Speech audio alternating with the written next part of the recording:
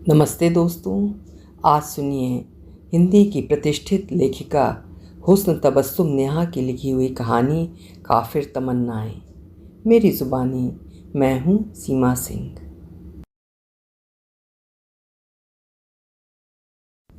मैं अमीरन बाई हूँ। उम्र यही कोई 80-85। वक्त के चढ़ाव उतार खूब देखती रही हूँ। कभी अशरफियों की मलिका थी, आज फुटपाथ पे अमरूद लगाती हूँ।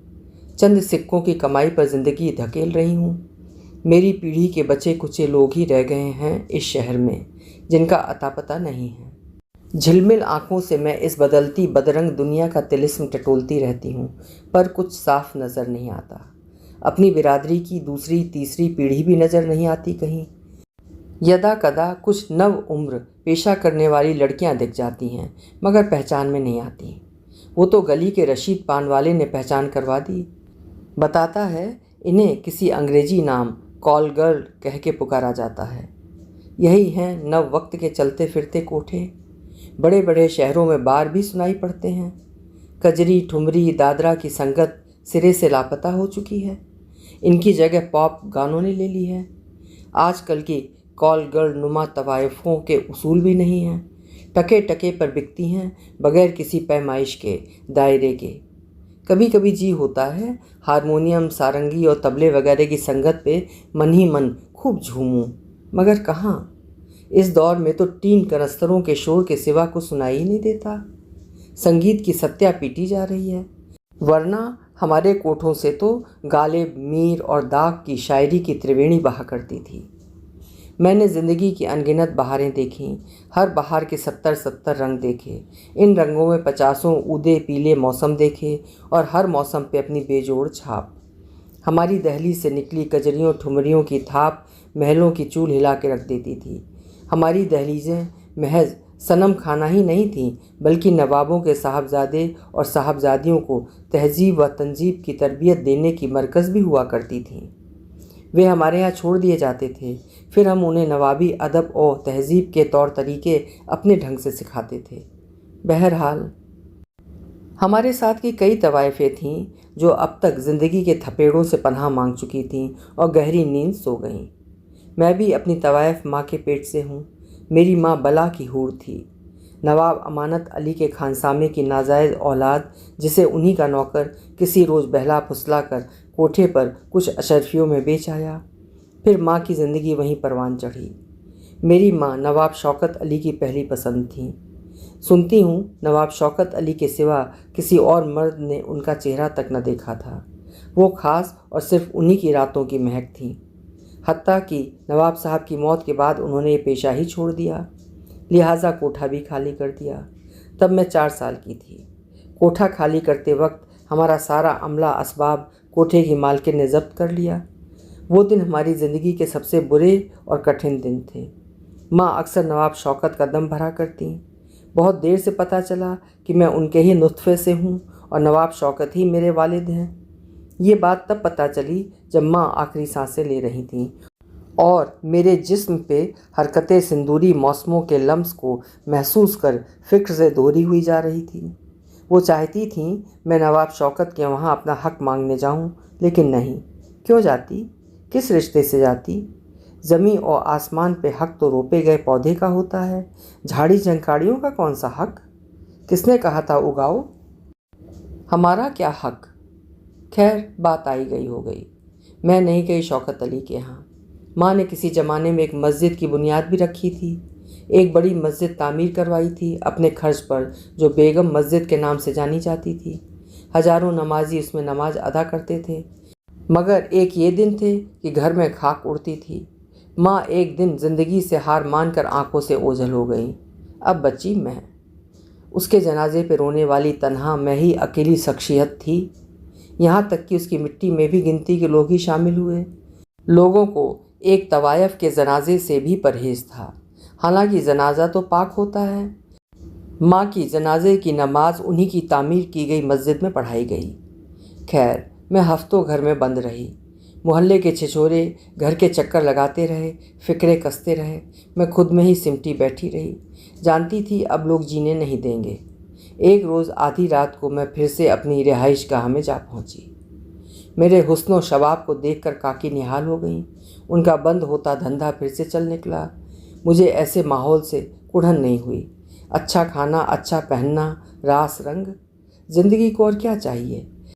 इसी कोठे पर की बानों पर एक रईस नवाब मशहर जान देता था, खूब दे जाता।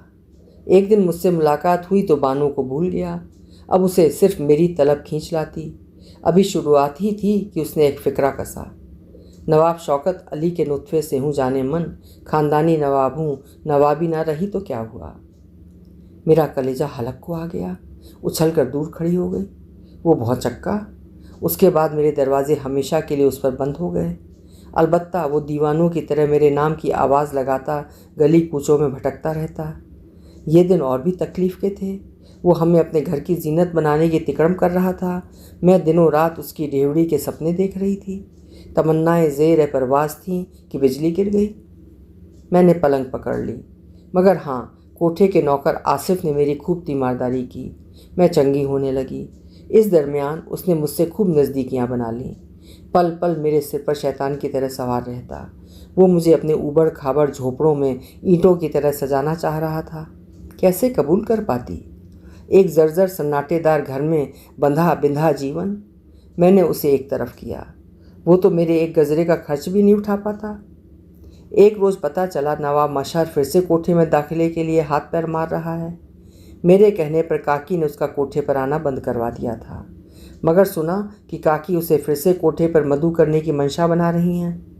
मैंने रात के तीसरे पहर की तिजोरी खंगाली और फिर चीख पुकार करने लगी कि पेट में दर्द हो रहा है और बेड पर लौटने लगी। काकी आसिफ से झुंझला कर बोली, जा दिखा कर दवा ले आ। इतनी रात गए, कोई डॉक्टर तो यहाँ आएगा नहीं। मैं ये गई वो गई। बाहर आसिफ को सारा माजरा बताया तो मेरे साथ घर छोड़ने को तैयार हो गया। किसी बीहड़ जंगल के किनारे बसे गांव में उसका झोपड़ा था। घर में सिर्फ अंधा बाप। हमने शादी की, सुकून से रहने लगे। आसिफ ने मेरे लाए पैसों से किराने की दुकान खोल ली। ज़िंदगी एक बार फिर से रिद्म में आ गई। आसिफ और उसका अंधा बाप बहुत खुश रहता, मगर कहाँ, मेरे भीतर की तवायफ फिर हिलोरे मारने लगी।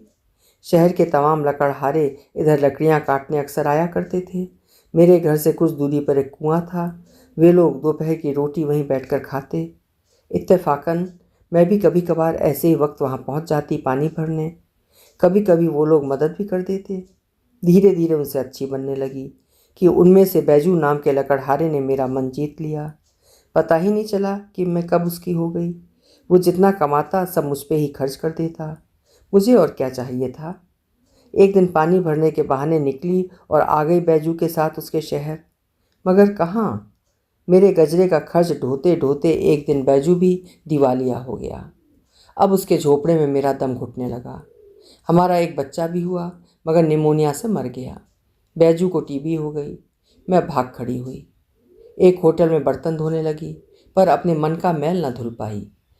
सोचती हूँ कि तवायफ की तमन्नाएं भी तवायफ ही होती हैं। होटल में क्या क्या लोग आते थे।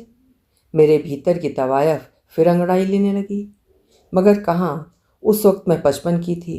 दौड़ भाग में सब वक्त भी चुक गया, मगर काफिर तमन्नाओं का क्या कहूँ। खैर, एक रोज़ जज्बात की आंधी मुझे उसी ड्योढ़ी पर खींच ले गई जहाँ मेरी पैदाइश हुई थी। क्या देखती हूँ कि वो जगह भीड़ से अटी पड़ी है। क्या नौजवान, क्या बच्चे, क्या औरतें। पूछने पर पता चला कि वहाँ कोई स्कूल कायम हो गया है। चौकीदारों के मना करने के बावजूद मैं भीतर घुस गई और सरपट कदमों से कई हॉल और कमरे झांक आई, पर नहीं, कहीं कोई निशान नहीं। मेरा जी चाहा सब एक झोंके की तरह लौट आए। मेरे कमरे में मशहर फिर से मेरे कदमों में आ बैठे। काकी फिर से उसी हॉल में बैठ अपना पानदान संभाल ले। मुजरे वाले हॉल में फिर से अब्बू मियाँ की थाप पर बानों झूम के नाचे और घुंघरुओं की छनक से सारा समा गूंज जाए। अभी नारंगी ख्वाबों से एक मेघ हो ही रही थी कि एक दरबान आया और मुझे खींचता हुआ बाहर डाल आया। धक्का सा लगा। मैं आंखों में आंसू लिए उस खंडहर की तरफ बढ़ गई जहाँ कभी हमारी फुलवारी हुआ करती थी और मैं तितलियाँ पकड़ती थी। दीवार की ईंटों से मिट्टी झरझर के नीचे ढेर थी। दीवार किसी खाज खाए कुत्ते की तरह दिख रही थी। मैंने धीरे से बड़े प्यार से उस पर हाथ फेरा तो एक परत और भरभरा आई, जैसे किसी की दुखती रग पे उंगली रखो तो बिलख पड़े। मैंने मिट्टी को आंखों से लगाया और वहीं बैठ गई। अपनी ज़मीन की मिट्टी भी कितनी अजीम और पाकीज़ा लगती है। कोई तरफ की दीवार साबुत थी, बिल्कुल चिकनी फर्श। मैंने ढेला उठाया, थोड़ा आगे खिसक आई, फिर यूं ही एक फौरी वसीयत लिखने बैठ गई। मेरी मौत के बाद मुझे यहीं दफनाया जाए। मेरी कब्र के सिरहाने गुलाब की वेड़ियाँ जरूर रखी जाएं। मेरी कब्र पर बेले के फूलों की घनी बाड़ लगा दी जाए। साल में एक बार मेरी कब्र पर मुजरा जरूर करवाया जाए। मेरी जो भी जर जायदाद हो वो किसी कोठे को इमदाद कर दी जाए। बकौल अमीरन बाई। अभी आप सुन रहे थे हिंदी की सशक्त लेखिका हुस्न तबस्सुम नेहा की लिखी हुई कहानी काफिर तमन्नाएं। उम्र बीत जाती है लेकिन इच्छाएं अतृप्त रह जाती हैं। यही कुछ बताती ये कहानी। आपको कैसी लगी कमेंट सेक्शन में ज़रूर लिखिएगा। हिंदी साहित्य के युवा एवं समकालीन लेखकों की कहानियाँ सुनते रहने के लिए मेरे चैनल को सब्सक्राइब जरूर करिए। कल फिर मिलेंगे। आपका समय शुभ हो।